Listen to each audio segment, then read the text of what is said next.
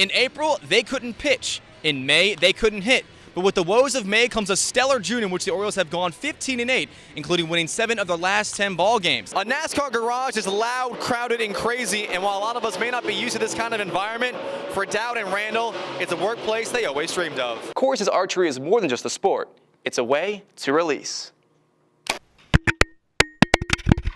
I'm Justin Biegel, standing by in Hempstead, New York, where in just a couple of hours, the Elon men's soccer team will be taking the field right here at Hofstra to play the Delaware Blue Hens in the CAA Conference semifinals. Well, it's official. Duke is national champions. Blue Devils knock off Wisconsin 68-63, and the party started here at Cameron Indoor Stadium. Well, the Robertsons donation ensures a top-notch complex for the track team. It also gives, come check this out, a new place for Elon students to get out and stretch their legs. Would you look at that? Who was in first place? I don't know that guy. I guess I know a thing or two about sports after all. I'm Justin Biegel with your sports update. There's a strip mall not too far from Elon's campus that hosts 2 things you might not expect to find there: an archery range and a pair of reality TV stars. ELN Sports shot over to Ramada Road to find out why this couple set their sights on this lifestyle. Steady, aim, fire. I hear something, look down below me, and the bear is pretty much under my tree. Walks out to about 30 yards, and I was able to get a shot off. For Carson Corey, hunting is a way of life. I've been hunting ever since I was little. I was finally able to shoot when I was 6, so I was able to take my first deer, and from then on, I've just been hooked. His passion turned into an occupation in 2008 when he opened Buttermilk Creek Archery in Greensboro.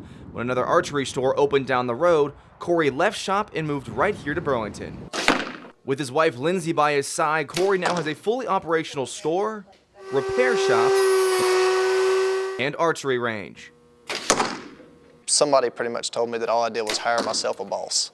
So, you know, she kind of keeps me straight, keeps me in line. And what's a happy marriage without some friendly competition? I say it's luck. She says it's skill. No, not exactly true. Definitely skill. When the two aren't running the shop, they're teaching archery lessons to a variety of age groups. And I was able to get some rookie tips. Corey says archery is more than just a sport. It's a way to release. It's therapy. It's a way to get out there. You know, you got your cell phone turned off. You don't have calls coming in all the time. I don't have to worry about work. But it's not just about the relaxation. Sometimes it's the shot that does the trick. Hunting is all about 3 hours of sitting for 5 seconds of excitement. But those 5 seconds of adrenaline or excitement are worth every minute. There's a lot to experience at a NASCAR race.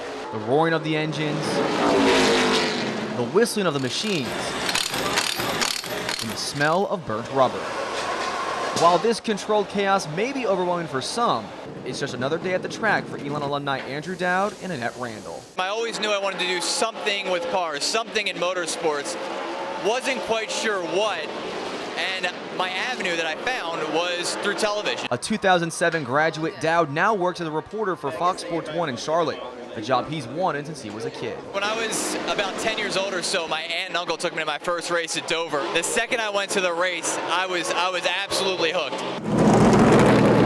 Just down the infield works 2005 graduate Annette Randall, who represents one of NASCAR's most popular drivers,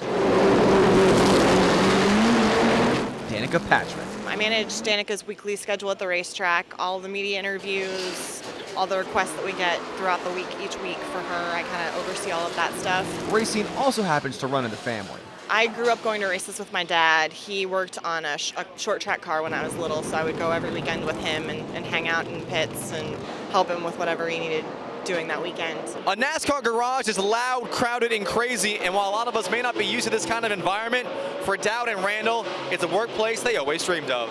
I know it's so cliche to say it's a dream come true, but it's so often I'm at the track or during the week, and I just take a minute and pause and kind of look at where I'm at and how fortunate I am to be there. And for those looking to get into the communications field, a word of advice. Work hard. And stay hungry. It's a very difficult business to not only get in, but stay in. Losing stinks, plain and simple. And for the men's basketball team, Friday night's loss to the Drexel Dragons in the CAA tournament not only brought the end to the season, but also left the team with a bitter taste in its mouth. Now heading into the offseason, it's a time to reflect and a time to move forward.